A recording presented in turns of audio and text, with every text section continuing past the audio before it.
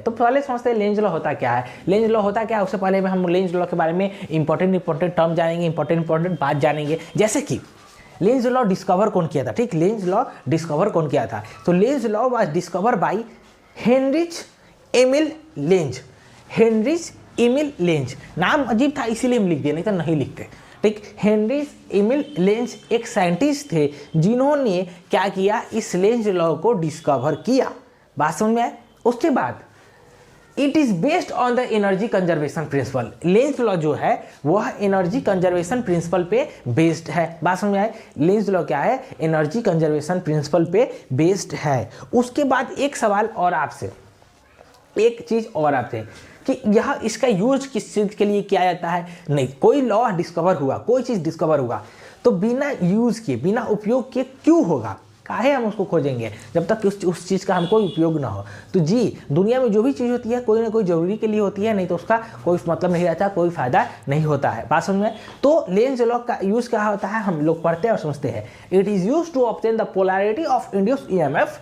यह क्या कहा जाता है, क्या किसी लिए यूज किया जाता है कि ऑब्टेन, पोलैरिटी हमको ऑब्टेन किया जाता है। इंड्यूस ईएमएफ होता है, उसका पोलैरिटी ऑब्टेन करने में हम लोग इसका यूज करते हैं। और direction of induce electric current, तो और डायरेक्शन पता करते हैं। इंड्यूस ईएमएफ का जो करंट का डायरेक्शन होता है, उसमें मेटालिक लूप का जो इंड्यूस इलेक्ट्रिक करंट डायरेक्शन होता है, इंड्यूस इलेक्ट्रिक फोर्स का, इलेक्ट्रोमैग्नेटिक फोर्स का, उसका डायरेक्शन हम लोग पता करने के लिए इसका यूज करते हैं। To the close metallic loop during electromagnetic induction. तो एक क्लोज मेटालिक लूप है, ठीक, इसका जो पोलैरिटी होता है इंड्यूस ईएमएफ का, उसको फाइंड करने के लिए हम लोग इसका यूज करते हैं। और जो डायरेक्शन होता है, ठीक, इंड्यूस ईएमएफ का जो डायरेक्शन होता है इस इलेक्ट्रोमैग्नेटिक इंडक्शन के पूरे प्रोसेस में, उसको फाइंड करने के लिए हम लोग इसका यूज करते हैं। बात समझ में आए। तो देखिए, ये तो बात रही आपको कि लेंज लॉ के बारे में जानकारी, लेंज लॉ के बारे में जानकारी। जैसे कि हम बताते कि हमको देखिए, ठीक, मेरे दो हाथ है, एक मुंह है, एक नाक है, एक मुंह है, एक कान है, ये दो आँख है, ये एक शरीर है, दो पैर होंगे, पैर भी है, ठीक, पैर भी है, दिखा देंगे बाद में, वीडियो में नहीं आएगा। तो ये मेरे बारे में जानकारी हुआ, लेकिन हम कौन है, हम कौन है, तो हम अपना इंट्रो देंगे कि हम रवि कुमार हैं, आपके फिजिक्स के टीचर हैं, वगैरह वगैरह वगैरह वगैरह बताएंगे। उसी तरह लेंज लॉ क्या कहता है, लेंज लॉ क्या है, वो हम लोग जानेंगे। तो चलिए लिख समझते हैं लेंज लॉ किसको कहते हैं, लेंज लॉ क्या है। तो चलिए स्टार्ट करते हैं। तब तक आप लोग इसको नोट कीजिए और हम लोग आगे बढ़ते हैं।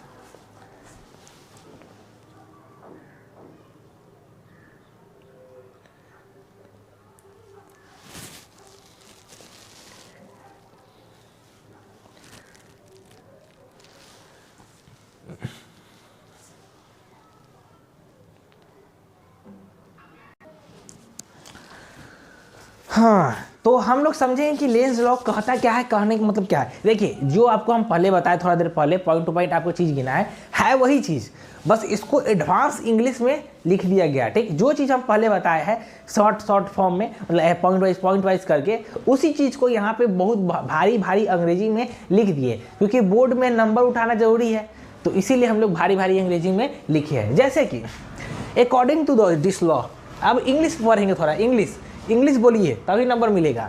अकॉर्डिंग टू दिस लॉ, जैसे मान लीजिए बोर्ड एग्जाम में हो, तो बोर्ड एग्जाम में सिर्फ लिखना रहता है, पेज भरना रहता है, ठीक, वो उनको पास पढ़ने का टाइम थोड़ी है। तो और अगर पढ़ भी लिए तो उनको समझ में नहीं आना चाहिए कितना अच्छा इंग्लिश लिखा, और लिखा तो बच्चा पढ़ने वाला है, ठीक, शॉर्ट लिखा तो बच्चा तो अपने मन से लिखा, मतलब ठीक है दे देते हैं नंबर, लेकिन ऐसे लिखेगा तो फुल मार्क्स मिलेगा। तो क्या कहता है law, according to this law the polarity of induced EMF in the closed metallic loop during the electromagnetic induction is such that the magnetic field due to its induced current always oppose the changing magnetic flux across the given loop। बताइए कितना भारी English, बहुत दिक्कत है समझाने में।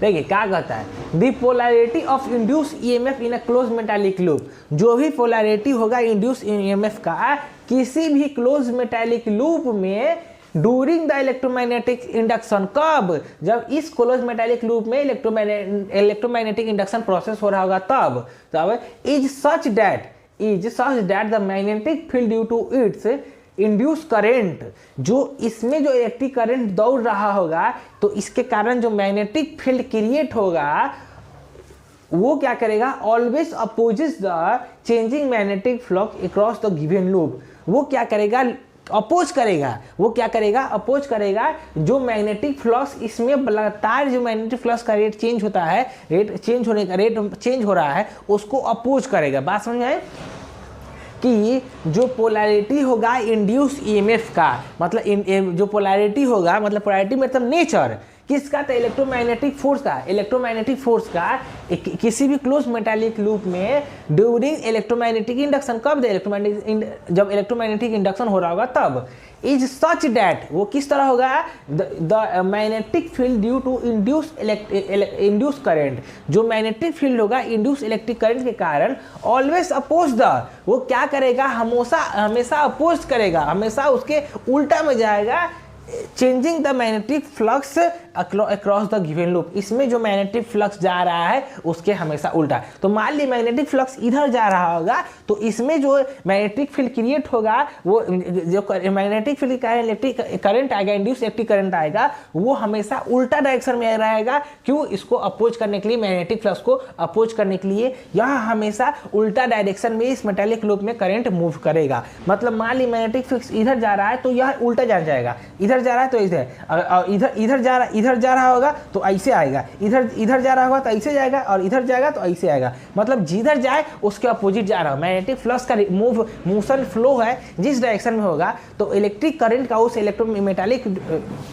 Metallic loop में जो इलेक्ट्रोमैग्नेटिक इंडक्शन के कारण जो इलेक्ट्रिक करंट प्रोड्यूस होगा, वह हमेशा अपोजिट डायरेक्शन में होगा। तो बहुत ही पेचीदा था, लॉजिकली नहीं, लॉजिकल है पर पेचीदा था, भारी इंग्लिश है, समझने में दिक्कत होता है, इसीलिए आपको इसको याद कर लीजिए, ज़्यादा बेनिफिट रहेगा। वैसे हम फिर से एक बार आप समझाएंगे, लेकिन आपको इसको नोट करना होगा तभी समझ में आएगा। और जो हम पहले समझाए थे वही चीज़ है, बस इसको इंग्लिश में बोला जा रहा है, मतलब थोड़ा पेचीदा करके समझाया जा रहा है। फिर से एक बार, induce EMF, induce electromagnetic force होता है किसी भी क्लोज मेटालिक लूप में इलेक्ट्रोमैग्नेटिक इंडक्शन के दौरान। वो क्या करता है, मैग्नेटिक फील्ड जो भी क्रिएट होता है इंड्यूस इलेक्ट्रिक करंट के कारण, उसको अपोज करता है। किसको अपोज करता है, तो मैग्नेटिक फ्लक्स, जो मैग्नेटिक फ्लक्स को अपोज करता है जो कि इस लूप में होता है उसको। बहुत ही सिंपल था, ईजी था, बात समझ में आए। तो यही रहा आपका लेंज लॉ। फिर मिलते हैं नेक्स्ट वीडियो में नेक्स्ट टॉपिक के साथ, नेक्स्ट लेक्चर में। तब तक के लिए बाय, टाटा, सी यू। इसका स्क्रीनशॉट लीजिए, आप लिखिए, नोट्स बनाइए, याद कीजिए, क्योंकि बोर्ड में आपको यही लिखा रहा है। तब तक के लिए bye, see you, tata and take care. Notice please.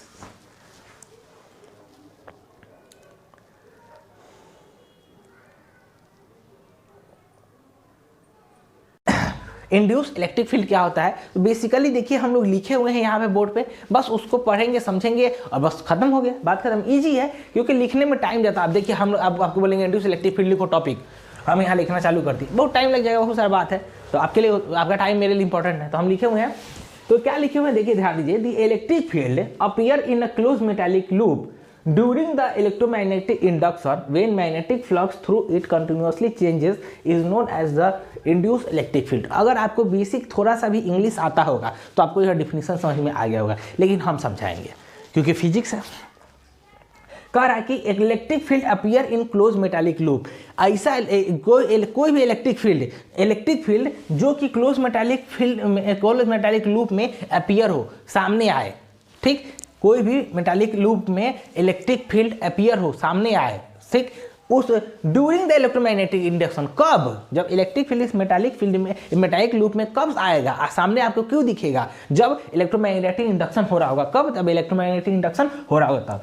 When magnetic flux through it is continuously changes, और उसमें जो मेटालिक लूप है उसमें जो मैग्नेटिक फ्लक्स है वो लगातार चेंज कर रहा है, is note as induce electric field. उसी को हम लोग क्या कहेंगे, इंड्यूस इलेक्ट्रिक फील्ड कहेंगे। मतलब ऐसा इलेक्ट्रिक फील्ड जो कि इस मेटालिक लूप में प्रेजेंट है इलेक्ट्रोमैग्नेटिक इंडक्शन के द्वारा, जब इसका जो मैग्नेटिक फ्लक्स है इस मेटालिक लूप का, वह लगातार कंटिन्यूअसली चेंज कर रहा है, वैसा इलेक्ट्रिक फील्ड को हम लोग इंड्यूस इलेक्ट्रिक फील्ड कहेंगे। बात समझ में आया आप लोग को कि कोई भी मेटालिक लूप में जब इलेक्ट्रोमैग्नेटिक इंडक्शन प्रोसेस हो रहा होगा तब उसमें मैग्नेटिक फ्लक्स लगातार चेंज कर रहा होगा और उस समय जो इलेक्ट्रिक फील्ड आपको सामने निकल के आएगा, जो आपको दिखाई देगा, उसी को हम लोग इंड्यूस इलेक्ट्रिक फील्ड कहेंगे। बस मुझे समझ में आया, उसी को हम लोग इंड्यूस इलेक्ट्रिक फील्ड कहेंगे। तो इसका एक फार्मूला, जनरल फार्मूला क्या हो जाएगा, integral of E dot D L equal to minus D phi by D T,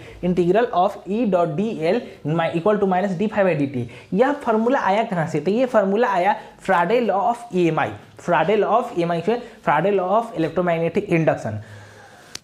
आप लोग क्या कहिएगा कि इस टॉपिक को जाइए और पीछे जो लेक्चर होगा हम पढ़ाए हुए उसमें इलेक्ट्रोमैग्नेटिक इंडक्शन क्या होता है, फ्राडे लॉ ऑफ इलेक्ट्रोमैग्नेटिक इंडक्शन, उसमें से आप लोग पढ़ सकते हैं, आपको कोई प्रॉब्लम नहीं होगा। तो ये रहा आपका इंड्यूस इलेक्ट्रिक फील्ड, ये रहा आपका जो भी बात हुआ। इंड्यूस इलेक्ट्रिक फील्ड क्या होता है, वो होता है जो होता है हम बता दिए, ठीक। क्या होता है कि ऐसा इलेक्ट्रिक फील्ड जो कि इलेक्ट्रोमैग्नेटिक इंडक्शन के दौरान किसी भी मेटालिक लूप पे जब इलेक्ट्रिक मैग्नेटिक फ्लक्स चेंज कर रहा होगा, वो सामने आए ऐसा इलेक्ट्रिक फील्ड, उसी को हम लोग क्या कहेंगे, इंड्यूस इलेक्ट्रिक फील्ड कहेंगे, ठीक। अब हम लोग इसका प्रॉपर्टी डिस्कस करेंगे, उससे पहले आप लोग क्या कीजिए, इसको नोट डाउन कीजिए और हम उसके बाद बताते हैं कि इसका प्रॉपर्टी क्या है, इंड्यूस इलेक्ट्रिक फील्ड का प्रॉपर्टी क्या है। बात समझ में, इंड्यूस इलेक्ट्रिक फील्ड का प्रॉपर्टी क्या है ये हम आपको बताते हैं। तब तक लिए आपको इसको नोट डाउन करें, note down it, notice please।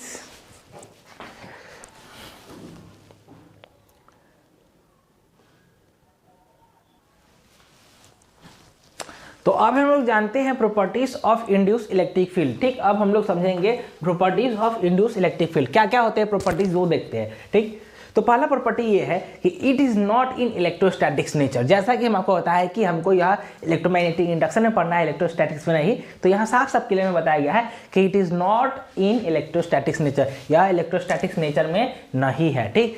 दूसरा पॉइंट क्या है, it is not created by electric charge. जब इलेक्ट्रोस्टैटिक्स का ही टॉपिक नहीं है, जब इलेक्ट्रोस्टैटिक्स मतलब ये क्या कहते हैं, इलेक्ट्रोस्टैटिक्स वाला नेचर ही नहीं है, तो इलेक्ट्रिक चार्ज बनाएगा ही क्यों। तो दूसरा पॉइंट यही है कि it is not created by electric charge, यह इलेक्ट्रिक चार्ज द्वारा क्रिएट नहीं किया जाता है। यह क्रिएट किया जाता है किसके द्वारा, यह क्रिएट किया जाता है कि जो प्रोसेस हो रहा था मैग्नेटिक फ्लक्स के कारण उस मैग्नेटिक लूप में, उसके द्वारा क्रिएट किया जाता है। तीसरा point, it is not of conservative nature, और यह कंजर्वेटिव नेचर का नहीं होता है। बात समझ में है, it is not of conservative nature. बात समझ में आई आपको। तीसरा पॉइंट ये कहता है कि it is not of conservative nature, यह कंजर्वेटिव नेचर की तरह का नहीं होता है। दूसरा point, it always form close loop, यह क्या करता है, हमेशा एक क्लोज लूप बनाता है। यह क्या करता है, हमेशा एक क्लोज लूप बनाएगा, हमेशा क्या करेगा, एक क्लोज लूप बनाएगा। दूसरा उसके बाद पांचवा हमारा पॉइंट क्या है, the electric potential can not define for it.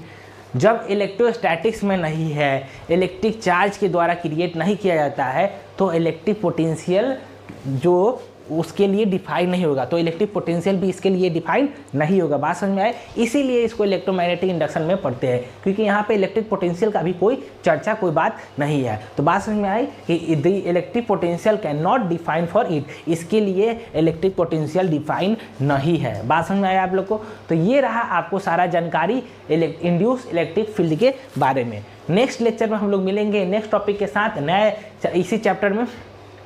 और आपको ये वीडियो पसंद आया होगा तो लाइक कीजिए, चैनल को सब्सक्राइब कीजिए, शेयर कीजिए, बेल आइकन को दबाएं कि अगर नेक्स्ट वीडियो हम आए तो आपको कैसे पता चले उसके लिए। तो चलिए, टिल देन आप लोग इसको लिखिए, नोट कीजिए, पढ़िए, समझिए और इसका नोट्स बनाइए, क्योंकि बोर्ड एग्जाम के लिए बहुत इंपॉर्टेंट टॉपिक सब है ये सब, और बोर्ड एग्जाम में आएगा। और बेसिकली देखिए, बोर्ड एग्जाम में आपको भर भर के लिखना होता है, ठीक। बेसिकली आपको बोर्ड एग्जाम में भर भर के लिखना होता है, जितना भी होगा आपको पूरा लिखना होगा। जो भी आएगा क्वेश्चन आएगा उसमें 2.5 पेज 2 पेज लिखना होगा। बात समझ में आए तो चलिए हम लोग चलते हैं, आगे बढ़ते हैं। तब तक लिए bye bye, tata, see you later. Notice please।